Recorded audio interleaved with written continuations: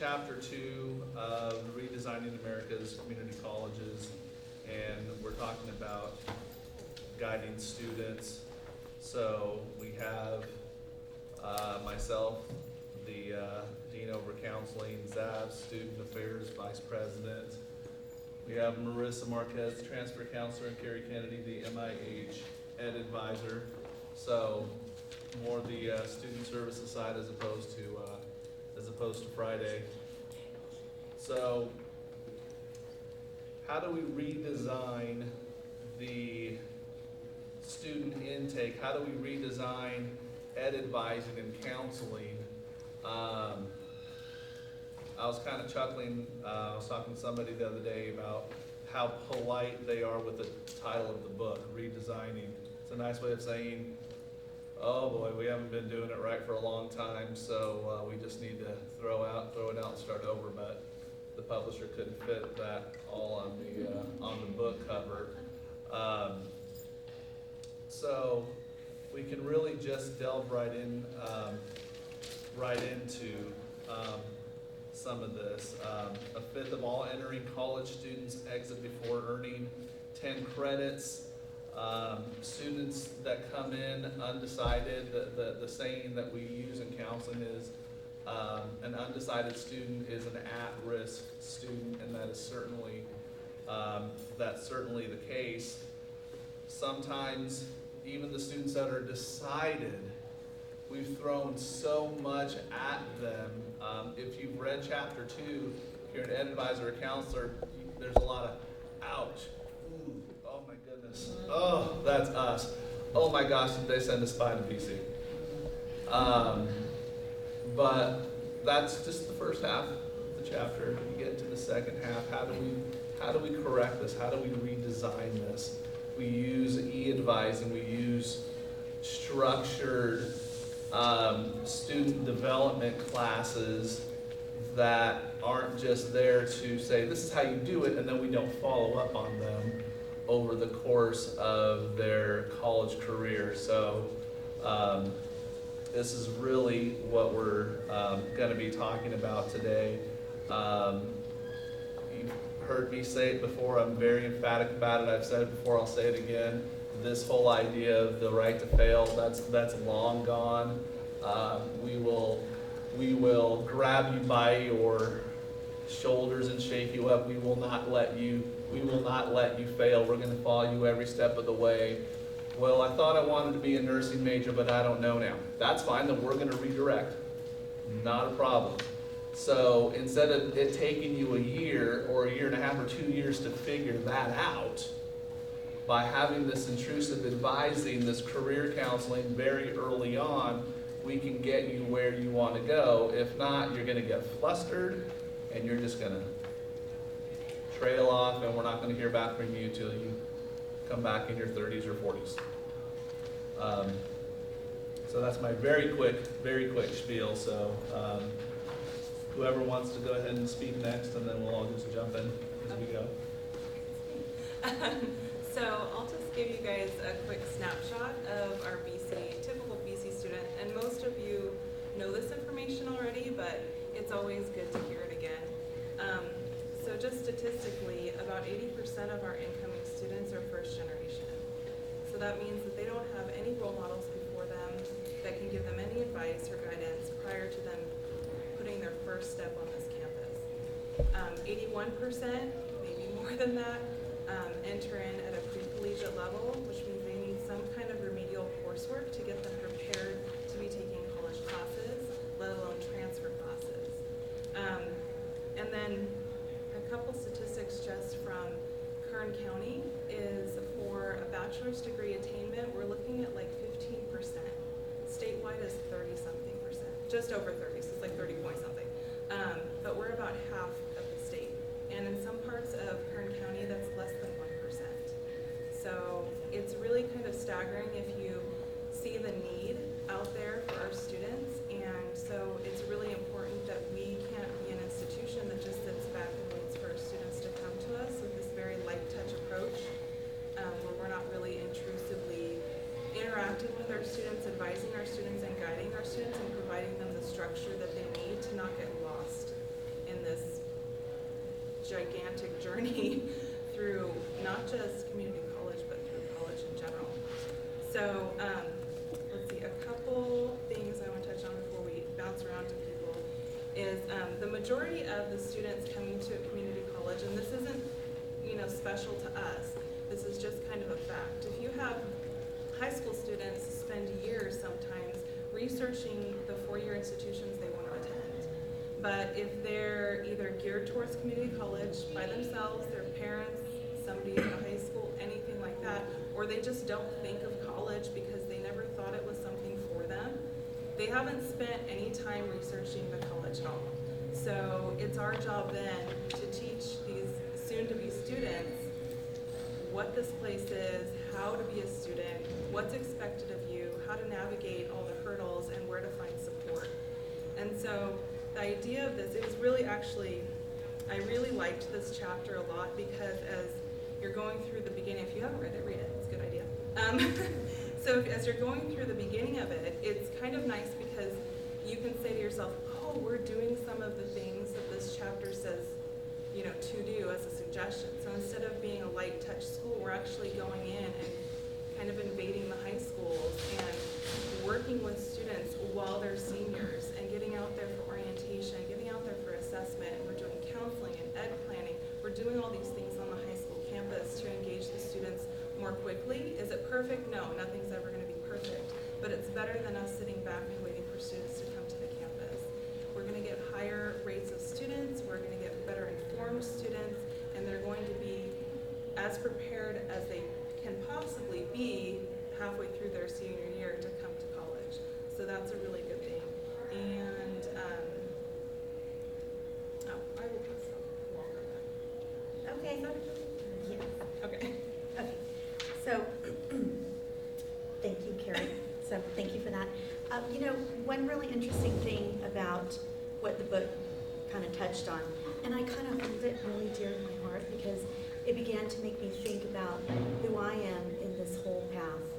I think oftentimes we all say, if I can just be a brick, one brick in the path of a student that can help them move through and move on, I will have been successful. But in reading this, I thought about, okay, we know, 80%, 81+% of our students, will be first-time freshmen, never attending before.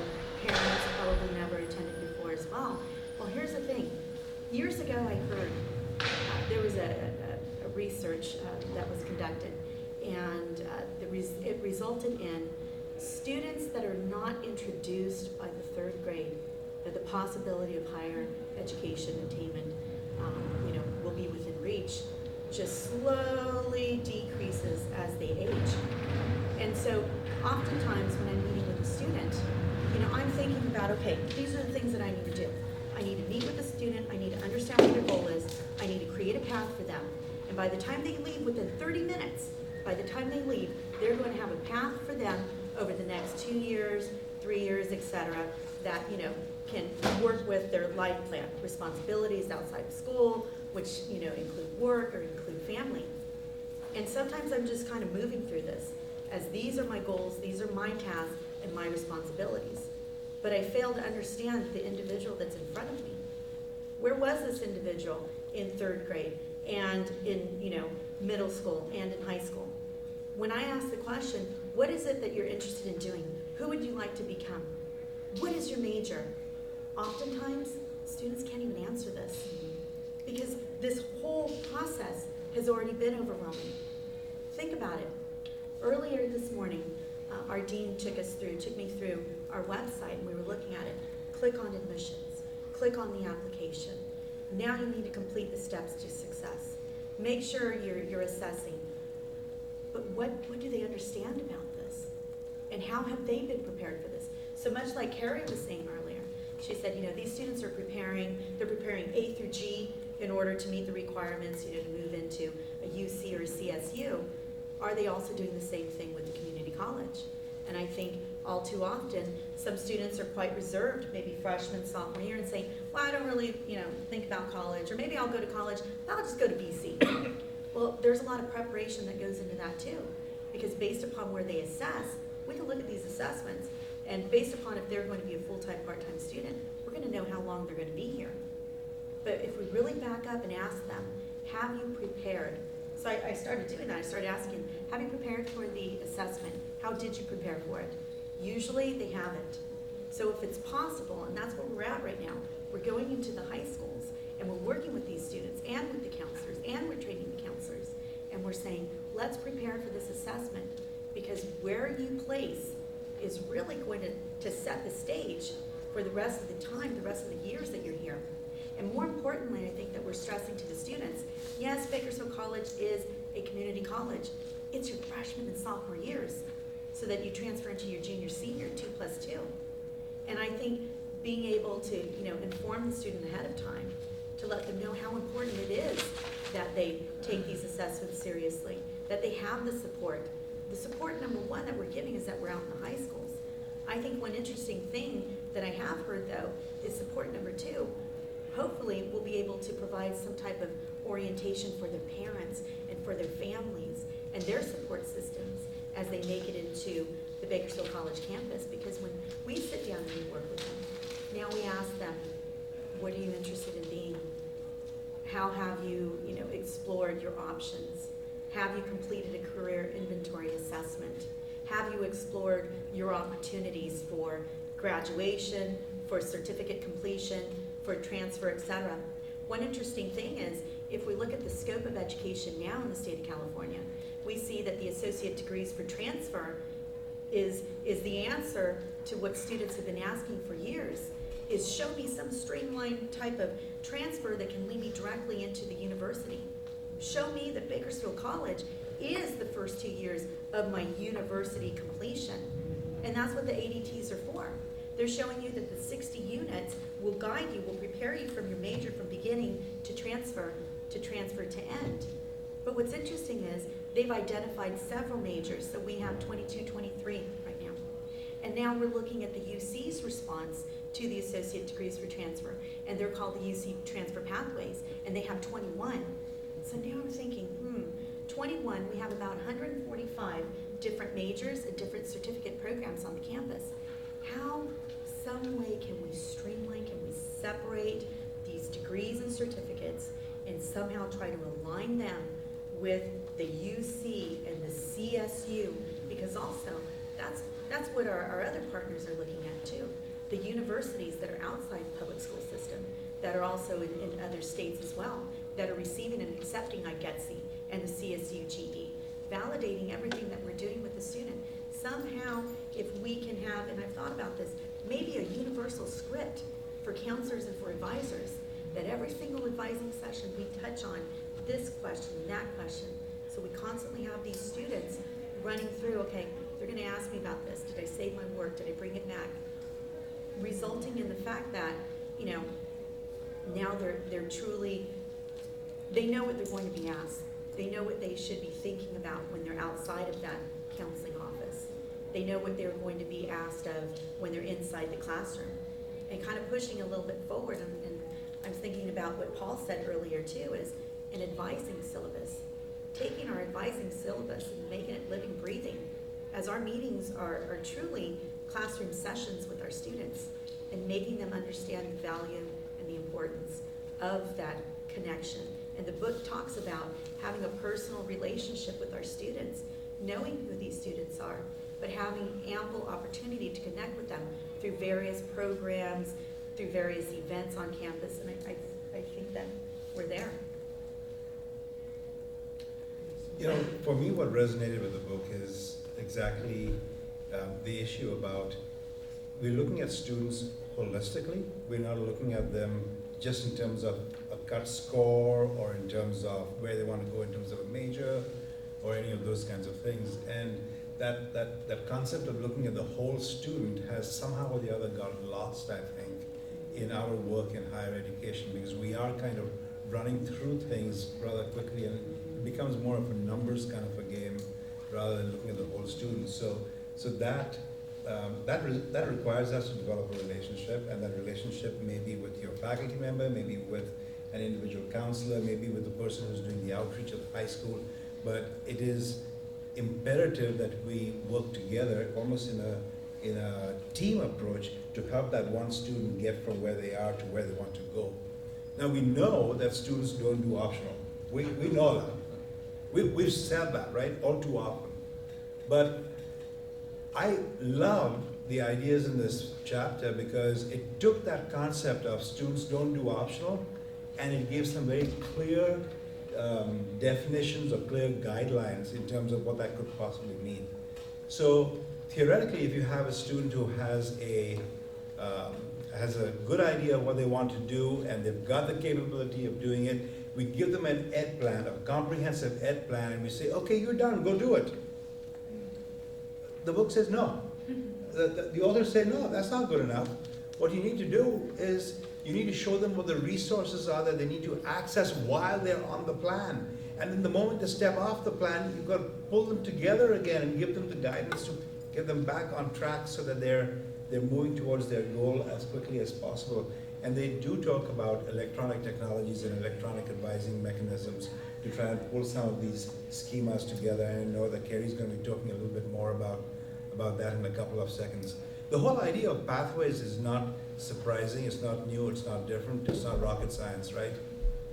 It's the way that we're doing these pathways, it's the guidance that we provide while providing those pathways. The ADTs, yes, we know that, that's a pathway, right? But take that ADT concept all the way down from intake, from high school work, all the way through the process.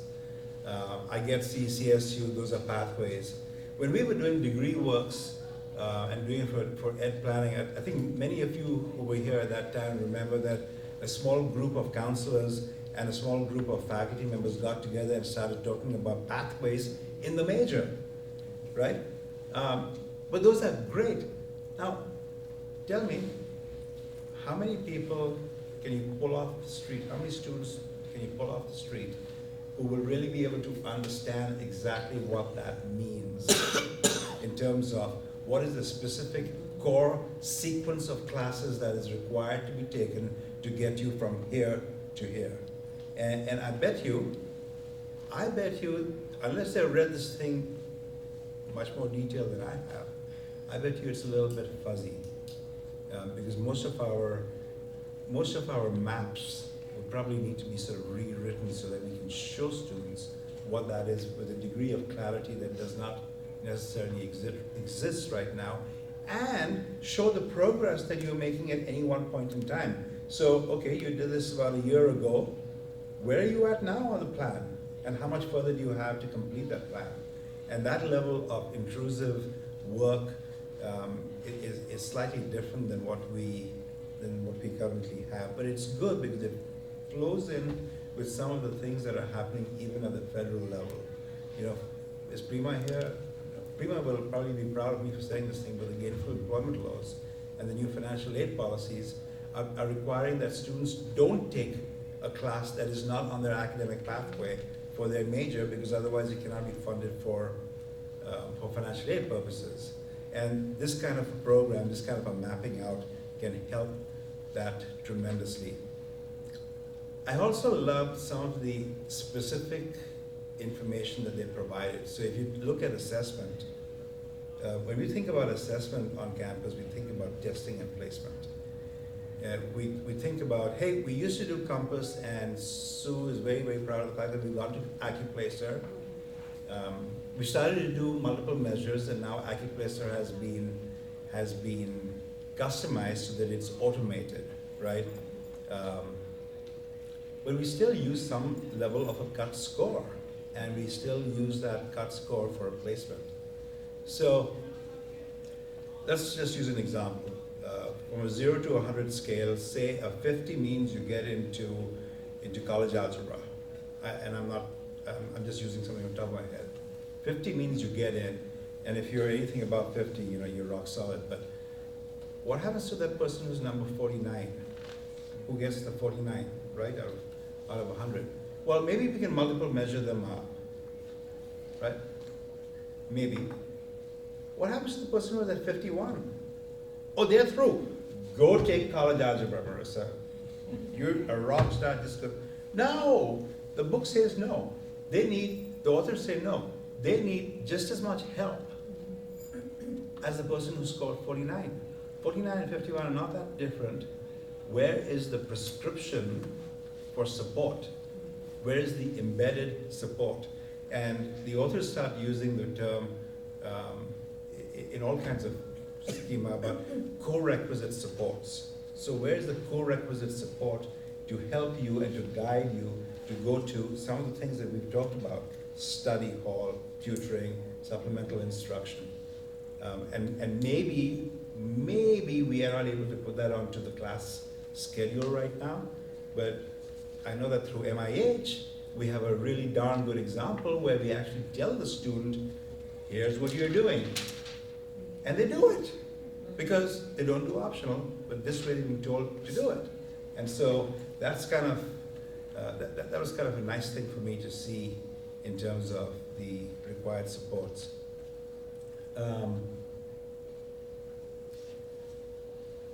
The other thing that I saw from some of the embedded concepts over here are, if you're not sure of a career choice, yeah, we will go through some sort of career development or career exploration concept. But even if you are sure of a career and a pathway and you're confident of that, there's a lot of work that still needs to be done on our part and on the part of our team to keep them on track and to keep them moving in the right direction.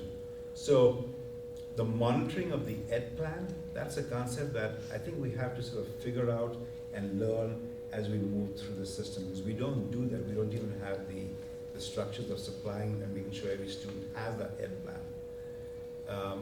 But for those who are not sure of their ed plan, you know, the authors talk about doing an introductory class in a meta major.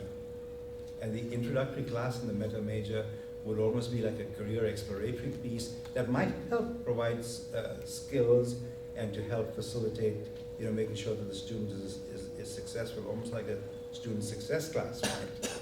But it also allows them to decide whether that major is correct for them or not.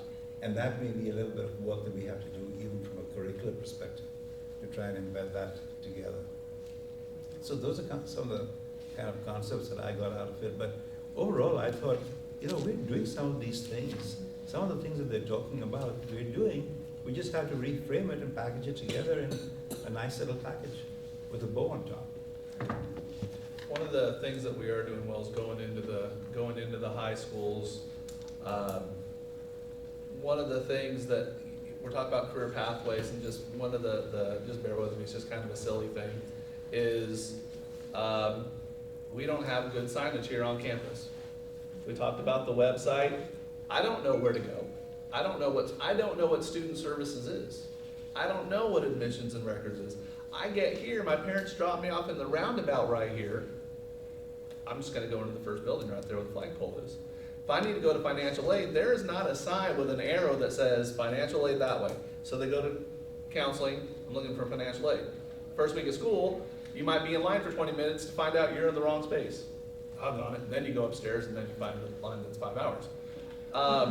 Just simple things like that, and if you have somebody frustrated enough, they're never gonna get here.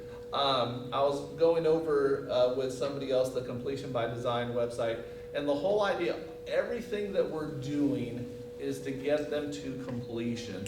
One of the things that the book talks about is the second advising session led to an increased career decidedness and career maturity, but no evidence that it leads to a credential. Great, they're more aware. What does that mean? It means that's all it means. They're just more aware. They didn't finish, but they're more aware.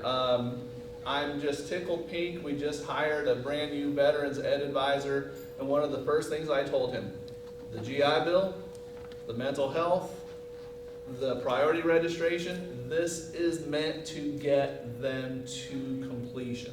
Well, what's completion?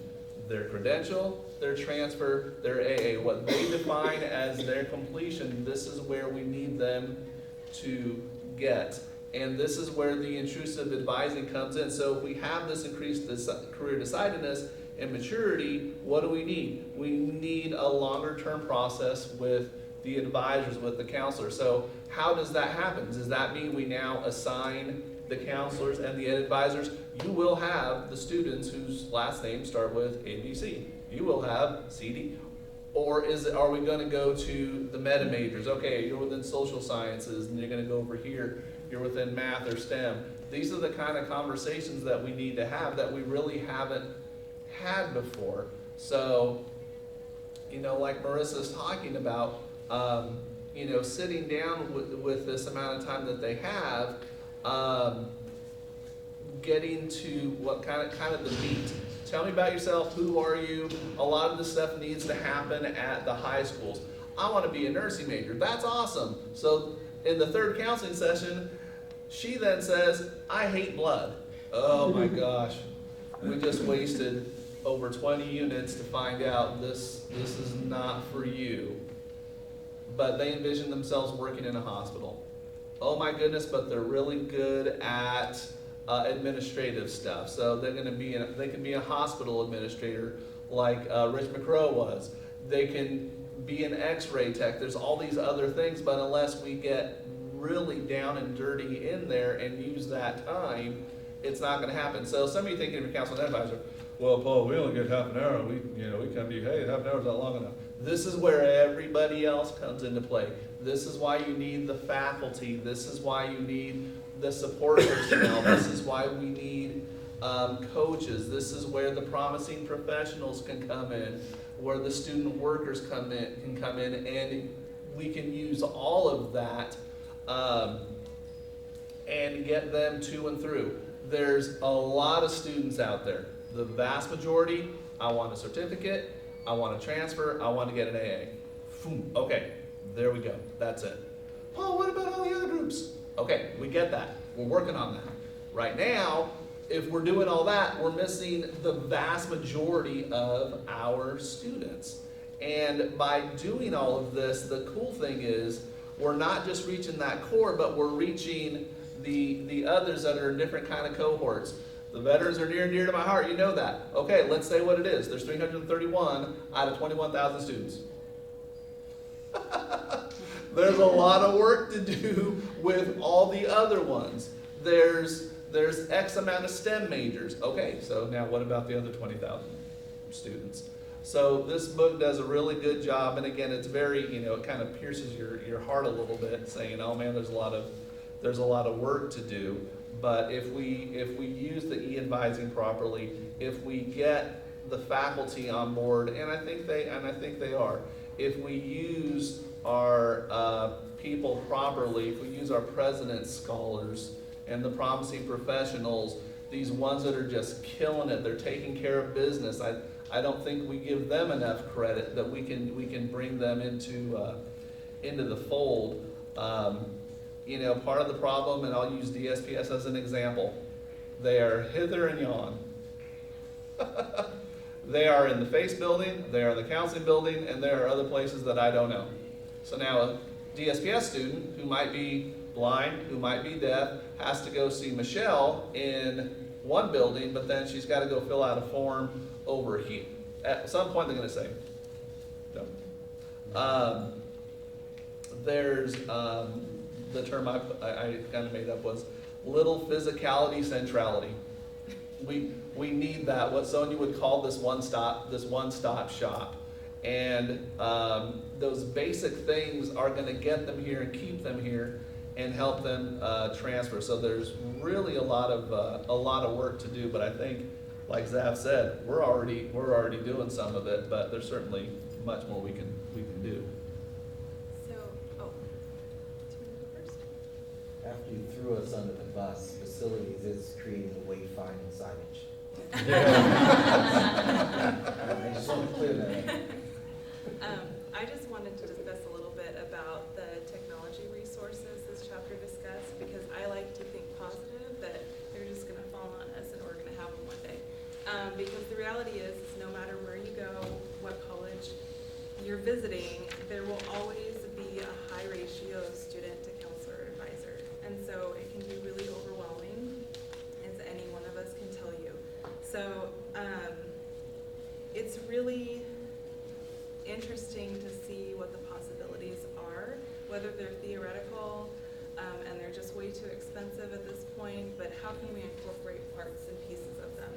Because Paul mentioned e-advising, and what that really is it's kind of like a case management kind of technology where a student would, the whole campus is really integrated. So if a student comes to a counseling appointment, I can pull up on the system all the services the student's been using. So I can see what their needs are based on that, and then also it can provide feedback to us as to what our services maybe are doing really well or need improvement. If you have kind of more of a structured pathway, in my mind, I'm thinking if there's less options, you don't have that choice paralysis for students, you can gear students towards meta majors or majors. It's just a lot more structured for students. I mean, half the time it's confusing for the people that work here. I can't even imagine what it's like to be a student. I went to a community college, and I tell people all the time, I think something was watching out for me because I don't know how the heck I got out of there. And I got out of there in 2 years. So it's just crazy to me what these students are trying to navigate every day. And so it's really interesting to be able to have a system that integrates communication across campus, but then also if we have those ed plans, and my thought process is if we narrow down those choices where they still have some choice, but they don't have 30 options of a class to fill a requirement, then we can get more of those ed plans complete. Once you have your ed plans in the system, that system can run itself. If that student's grades come in and they're struggling, it can send automatic messages out to these students. So not only can, because research shows, and it discusses in here, that immediate feedback is always going to be received and applied more quickly because it's just connected to whatever it is. You can't wait a semester to say, oh, hey, it looked like you had a hard time that semester right there. What was that about? It has to be immediate. So you can provide immediate positive feedback. You can do intervention feedback. You can send alerts to counseling. The faculty, of course, can still go in there. But the point is that you keep students engaged. In the absence of having 1,000 counselors to really start building relationships with students, I mean, I don't want the system to build a relationship with the students, but at least they're getting messages saying like, oh my gosh, my school is really like worrying about me. They're watching me, and not in a bad way. They want to see me be successful. And that can start when they're transitioning from high school into BC, because how many students do we spend time with in the high schools their senior year and they don't end up coming to school in the fall or the summer? So you can get rid of that summer melt because, I mean, to me, of course, I understand that it's kind of a numbers game in education, but really it's a person being successful. So any person we can get in here to get on the path of success and doing something that's going to make them happy in life is really important. So I think it's really great to know that there's possibilities for tools like that for technology because we just don't have the manpower. No school has the manpower to really build the relationships we need to build, do the case management with the students that we need to do. So we need to figure out what kind of resources that we can use, what's a different approach that we can have to really support our students the best that we can. And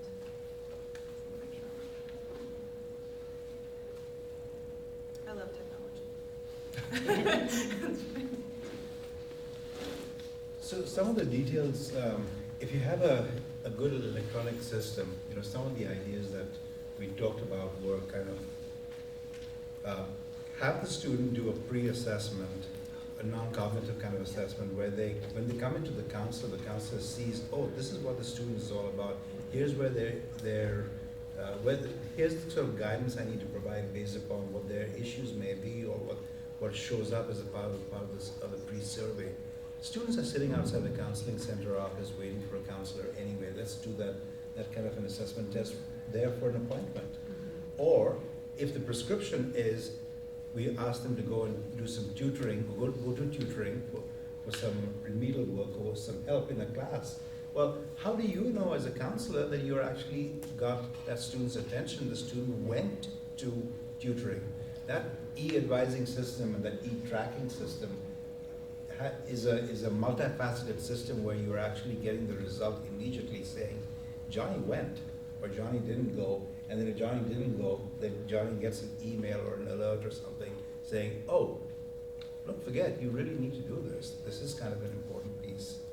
And so that whole integrated system is something that we've talked about in a couple of different small cohort groups that we are planning right now. And obviously we don't have the electronic system, and we even talked about using a sneaker system on a piece of paper and just sort of making it happen with staffing.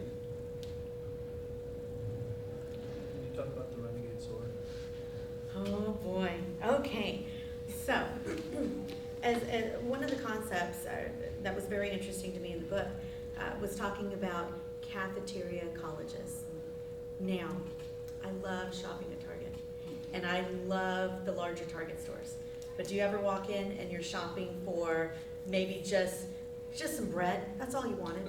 You just wanted to buy a loaf of bread. And 2 hours later, you have a loaf of bread, you have 3 outfits, you're walking out, now you have a new PS4, and you still have to return because you forgot the bread. So the idea of a cafeteria college is somewhat similar to the whole less is more. And so it's kind of, brushing off of what you were talking about, all of the offerings on campus. The student walks in, there's so many degree programs, but wait a minute, why don't you consider a certificate program? Oh, have you ever considered taking this course? But is the course needed for your degree program?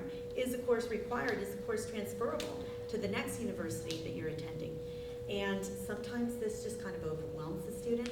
We're sitting in meetings with them, the student's looking online, and they see a whole sea of courses, but what are the meanings?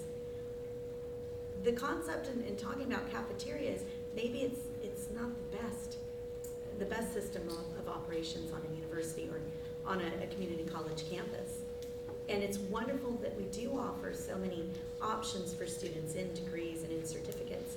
But the question is, should we? Should we do this? To where we are looking at financial aid now, deciding whether or not they're able to fund certain certificate programs. We're now looking at certain degree programs, granted they're wonderful programs, but how are they going to lead to some type of career that could possibly sustain a student and their family over the course of a lifetime? And so in talking about that, we were kind of talking about, well, if we know we have this many degrees and programs and courses, but the majority we're looking at our students of completing a degree and then also looking at transfer, how do we now move all of these students that are now looking at the university system and they're not able to make it through their UC transfer pathway within 2 years, and they're unable to make it through their CSU ADT within 2 years because courses are unavailable, lack of classrooms, lack of facilities? Is it time to begin to rethink what's offered? And every course that's offered here on the campus, is it necessary? Is it truly moving our students up and out into the next phase?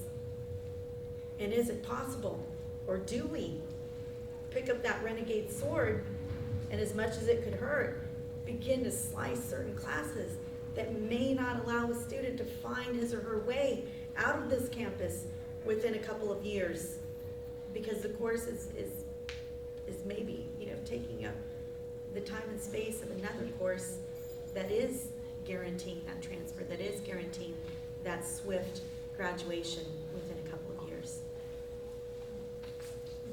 It's something that we talked about, and what do you think of it, of doing something like that? I think it's a scary road, because originally community colleges were designed for those not necessarily on that pathway for transfer. It was access. So if we have a community member who wants to take a Chicano history class just because, now granted that is degree applicable, that is transferable, but I mean, wow, that's pretty bold. Definitely worth looking at, but wow. So, I know we need to wrap it up. I was just gonna, I'm a student too, so I really need to wrap it up.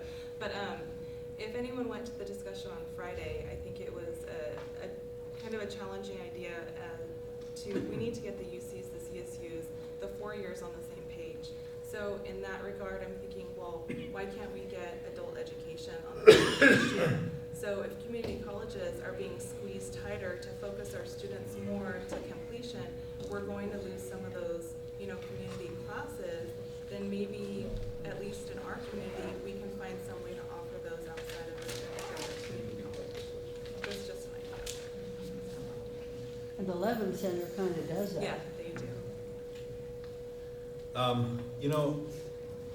I think that there's a lot of things that need to be examined, there's a lot of topics that need to be discussed, and just in terms of how we position ourselves and how we structure ourselves, if we were to go to a guided pathway mechanism, there's a lot of work that's ahead of us. I was looking at the authors are with the Community College Research Center, and I was looking at some of the publications that they've come out with, and they've got some implementation models and things for guided pathways, and they talk about evolving over a 3-year plan or 3-year schema. And I'm thinking to myself, that's just way too long. There's no way that we need 3 years, because we've got a lot of things that are in place, and there's a lot of things that we're already talking about. It's just a question of actualizing it and then delivering it. So I was very, very moved by some of the work that I read in this book, because I think it is fascinating. It gives us ideas. And oh, by the way, it's really not heavy reading. For those of you who have not actually read it, pick it up, open it, read a chapter. Just read a couple of pages. There's some really good ideas that you can pick up from this. But nonetheless, there's a lot of good heavy lifting that we still need to do. I know we're running out of time, so what we're going to do is we're going to be here to answer questions for any of you who have questions, and we'll consider this session to be done. How's that?